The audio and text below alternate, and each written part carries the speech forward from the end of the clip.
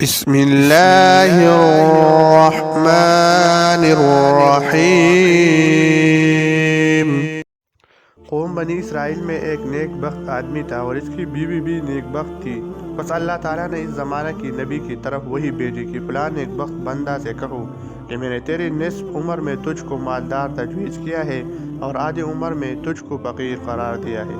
بس اگر وہ جوانی میں مالداری کو اختیار کرے تو میں اس کو جوانی میں مالدار کروں اور بڑھاپے میں اس کو فقیر کر دوں گا۔ اگر وہ مالداری بڑھاپے میں پسند کرے تو میں اس کو بڑھاپے میں مالدار کر دوں گا اور جوانی میں اس کو فقیر رکھوں گا۔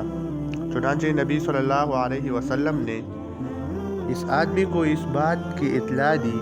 وہ اپنی بیوی کے پاس آیا اور اس کو اس واقعے کی خبر دی اور اس سے کہا، اس معاملے میں تم کیا چاہتی ہے؟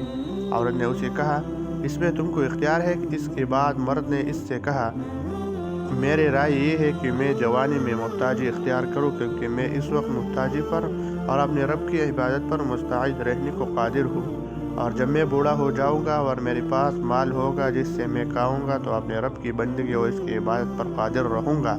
یہ سن کر اس کی بیوی نے کہا، اے شخص، اگر تو جوانی میں فقیر ہوگا تو طاعت الہی پر قادر نہ ہوگا، کیونکہ ہم روزیوں میں مشغول ہو جائیں گے اور طاعت الہی نہ کر سکیں گے، نہ صدقات ہی دے سکیں گے۔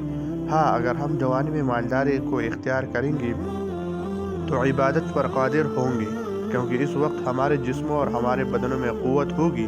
بس شوہر نے کہا، جو تیری رائے ہے وہ اچھی بات ہے اور ہم ایسا ہی کریں گے۔ اس کے بعد اللہ تعالیٰ نے اس نبی صلی اللہ علیہ وسلم کی طرف وہی بھیجی کہ اس شخص اور اس کی بیوی سے کہہ دو کہ جب تم دونوں نے ہماری بندگی اختیار کی اور تم نے اپنی کوشش کو ہماری عبادت میں خالص کیا اور تم دونوں کی نیکی